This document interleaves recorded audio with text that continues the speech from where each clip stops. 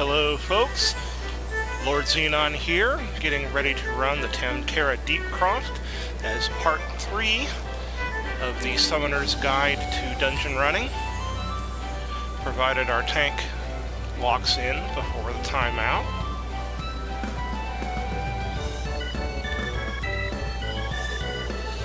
Okay, good, we are in. Tamtera Deepcroft is a level 16 dungeon, which sinks to level 19. It is unlocked almost immediately after completing Sastasha, and really is not much more challenging than the first dungeon. A couple more mechanics to worry about, but nothing too difficult to worry about. And I just realized when I logged in and queued up, I did not summon. So I am going to start by summoning and greeting the party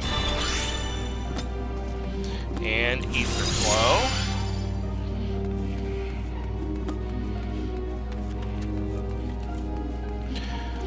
The trash pulls in this dungeon are fairly simple. We're going to do this just like we did in Sastasha. We're going to take each target one at a time.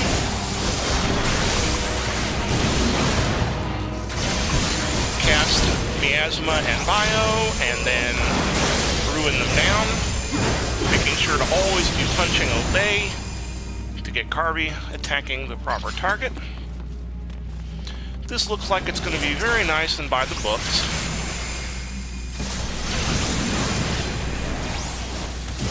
The tank is playing conservatively.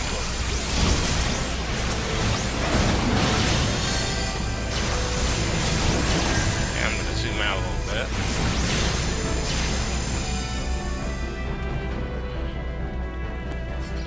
Looks like we got a warrior, a scholar, and a dragoon in this fight. All of them are at least level 30 because they're playing jobs.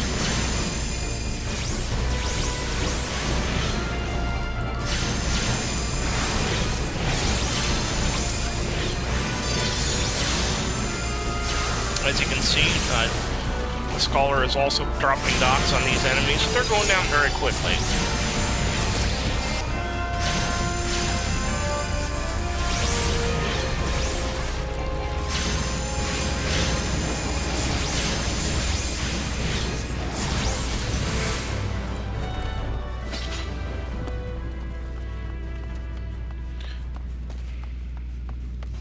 Looks like 3 people in this party have sprouts. They're either all relatively new players, or we're all playing alts.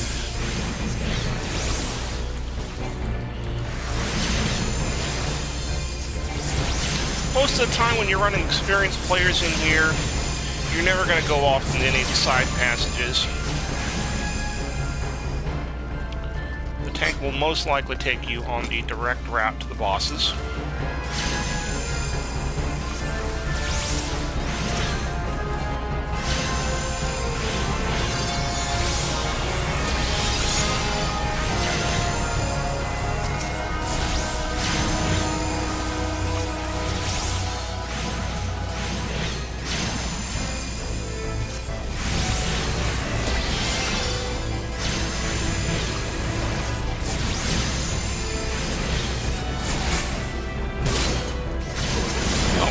So far, so good.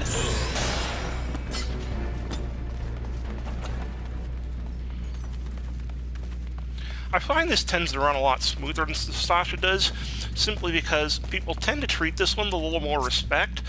Again, it's really not much harder than Sastasha, but people tend to be a little more conservative with pulls in this one for some reason. Alright, so for these boss fights, the first couple are basically exactly the same. You got a Dalamud Priest and a couple Grave Diggers. When all 3 of these enemies go down, then another enemy will show up. Are we making the pull? Okay, yes. These guys all go down pretty quick.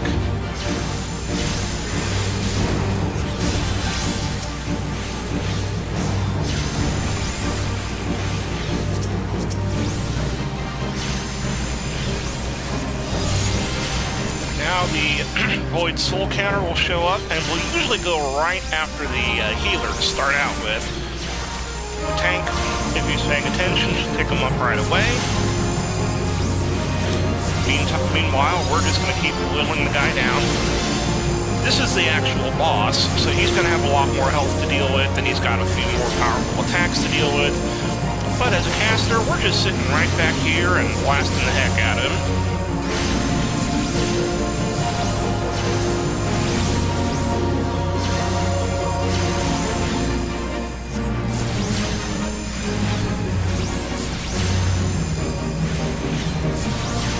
Easy peasy.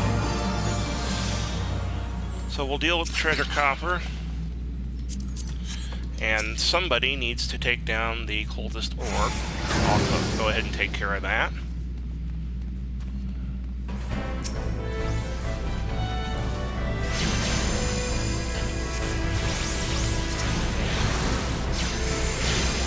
Alright. Now we just have a bunch of trash pulls.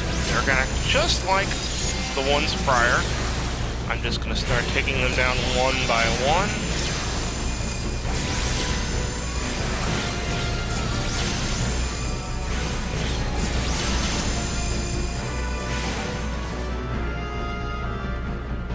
Really, there's nothing in these trash pulls here that really has any mechanics that you really need to worry about.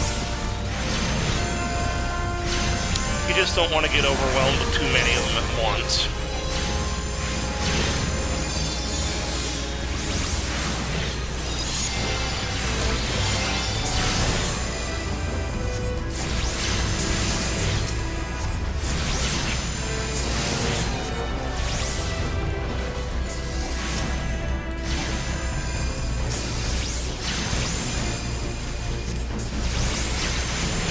Now, there are quite a few wandering enemies in this particular part of the dungeon, so you'll find that very often another enemy will pop in later in the fight.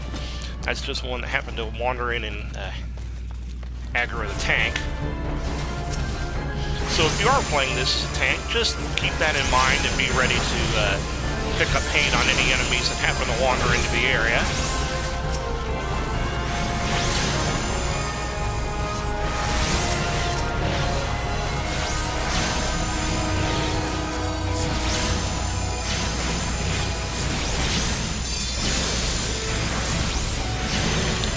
It's just going nice and easy and by the books.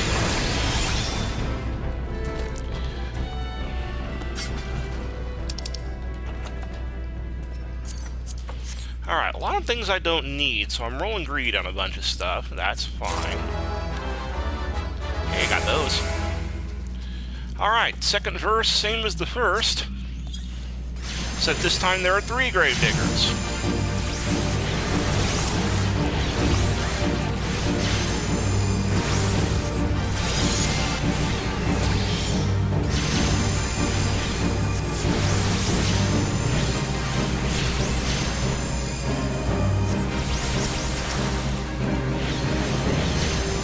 And once again, the Void Soul counter shows up.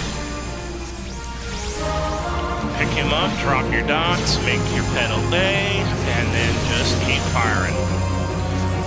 Keep an eye on your dots. You'll notice that there are identical dots from me and from the Scholar. You'll know which ones are yours because the number is slightly green. And will usually, especially determined based on where you have your HUD settings set up, usually your ads will be the first ones to show up on the list.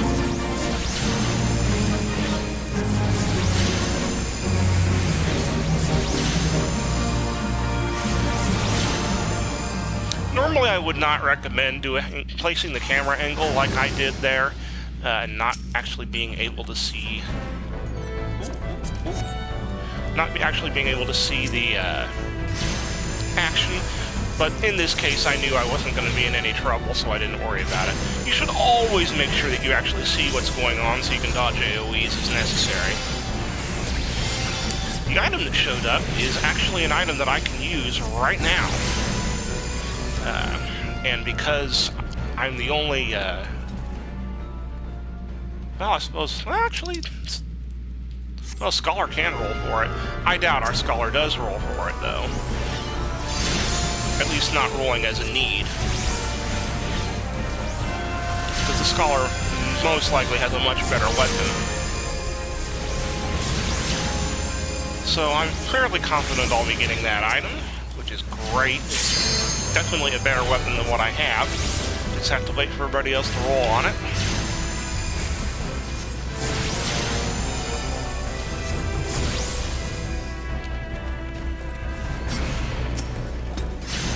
We're seeing a few new enemies here, but, well, actually, I think we've already seen some Yarzons. But, again, there's really not much to talk about in these early trash pulls, because it's just target, blast, rinse, repeat. Come on, everybody, roll on that Grimoire. I want it, I want it, I want it. There we go. I'm going to quickly go into my character menu and equip best. Get that better weapon equipped. Now there are some ranged enemies in here. Ranged enemies are always a trip, especially if you're tanking. Because, just like you do when you're fighting in range, when they get within range of who they want to attack, they're just going to use range attacks. So the tank generally has to do some very creative moving to try to bunch everybody up. So, especially later on when you're dealing with AoE attacks, keep that in mind. And whoa, okay, the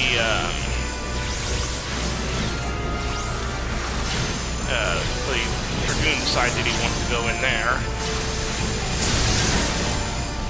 The tank, on the other hand, went the direction that is actually leading to the next boss. So, I'm not really concerned about it. In fact, I welcome the extra XP. I'm literally one kill away from next level. Not that it really matters during the dungeon, because I'm synced to 19.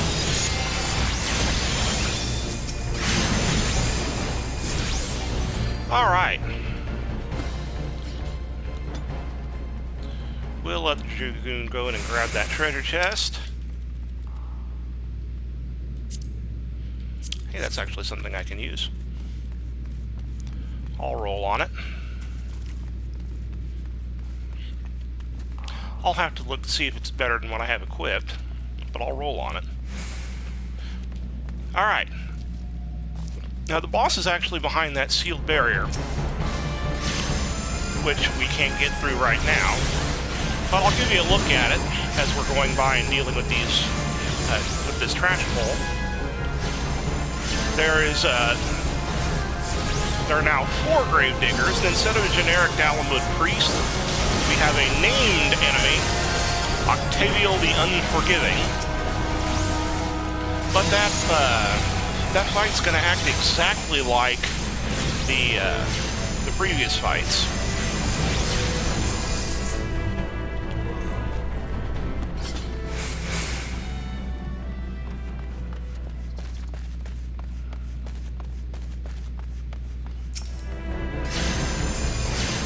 This pull can be a little more challenging due to the number of enemies and the fact that a lot of them are ranged.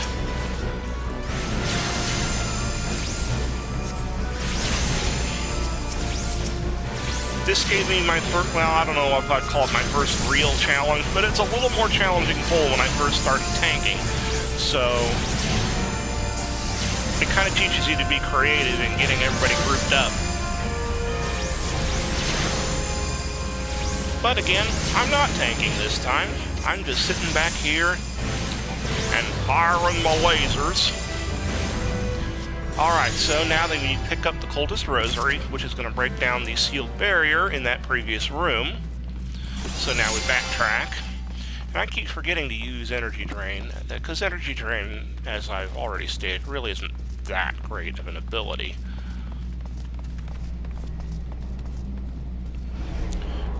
Just you wait till higher levels, and we're going to be using Ether Flow abilities as a primary mechanic.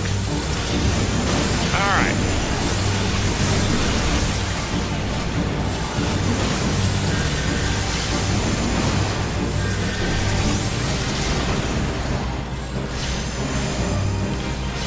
again, this fight works out just like the other ones. And they all go down pretty quickly, so just weasel everything down. And what do you know? Another Void Soul counter. You treat him exactly like you treat the others.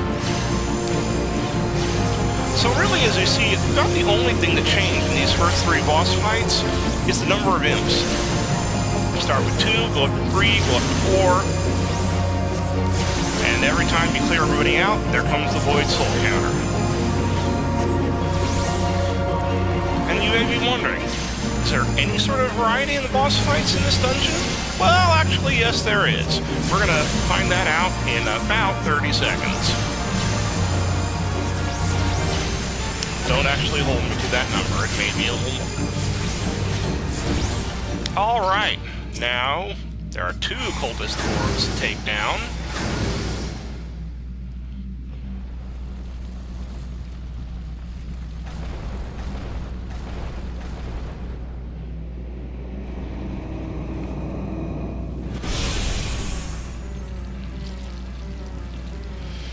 And Cthulhu, no.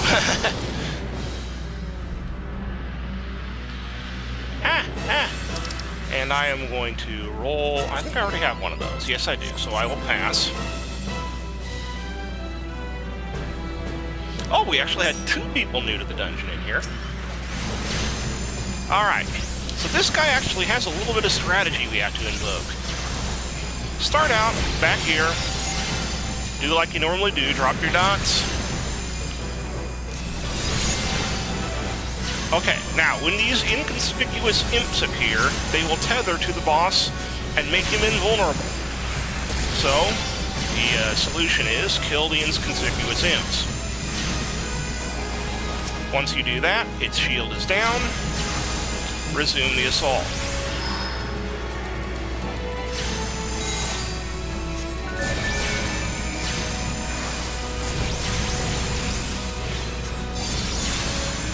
Oh, another imp. This time it's going to be accompanied by a bunch of ads. Now the tank is going to try to pick up all those ads while you try to take down the inconspicuous imp.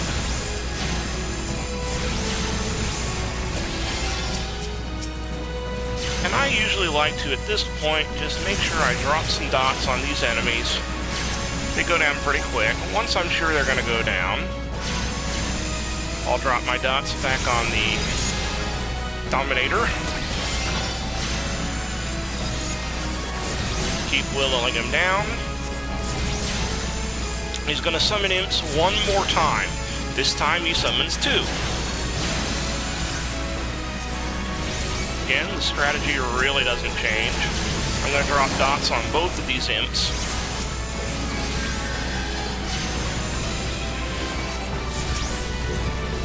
Now notice I have hate on that imp, but it really doesn't matter. You notice he's not actually attacking. Alright, I will drop some more dots on Galvant. It looks like the ads are getting taken down pretty quick. And from here, you just keep blasting him until he dies.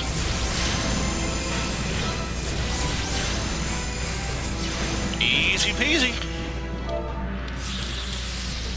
Thank the party.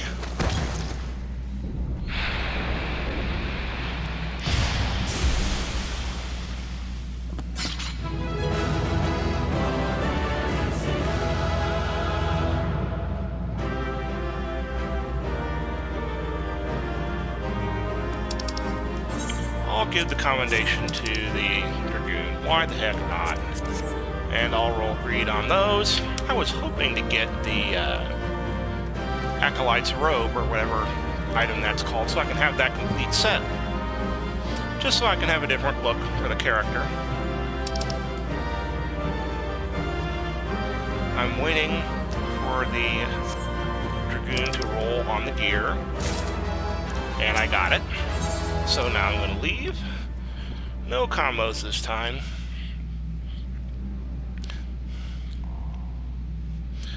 I'm ashamed to say, summoners usually don't get combos.